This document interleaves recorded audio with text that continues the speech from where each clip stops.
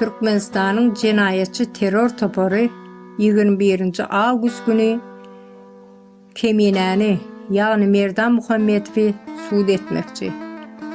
Yönü Türkmenistan'da kanun yok. Ol haysi cinayet boyunca, haysi kanun boyunca onu cinayete çekmekçi, suud etmekçi. Halkımıza yüzleniyor. Böyle bir kanunsuz devlette cinayetçi diyen bir zat olmaz. Üstünüzde çekişlep yıllardır ezip gelendir. 150 yıl beri ezilip gelendir Türkmenistan'ın halkı.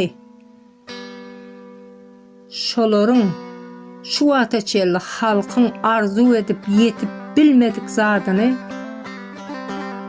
Kemine amala aşırdı. Halkı arzuna yetirdi. Ors imperiyası yıkıldı. Indi Ors için işleyecek Türkmen asla olmaz. Toprağın yer astı, yer üstü baylıklarımız indi halkınkı olmalı. Biz bunun için görüşeceğiz, görüşersen. Keminani yağını Merdan Muhammedov ve Milli Halat Etiş Komitetinin kurucu meclisin azalarının ve bizi koldayan halkın eden azaplarını çekip oturan zahmetlerini yele soğurmakçı değil. Biz bunun için canımızı kurban ederiz. Kanunsuzlar.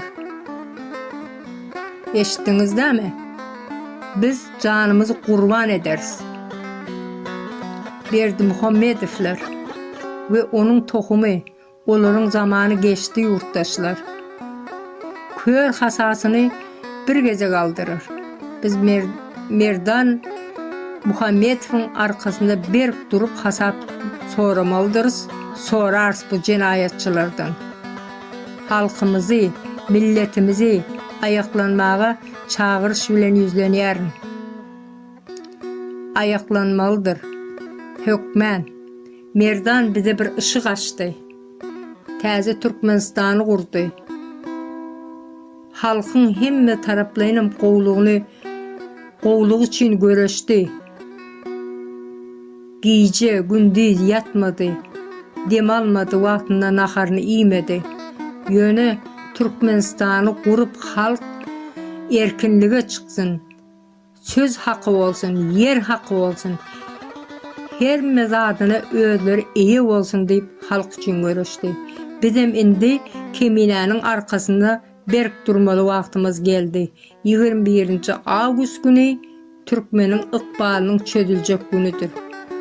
Halkıma yüzlenen Türkmenistan'ın yurttaşları, Türkmenistan'ın içinde, dışındaki her kime yüzlenen ayaklanalım.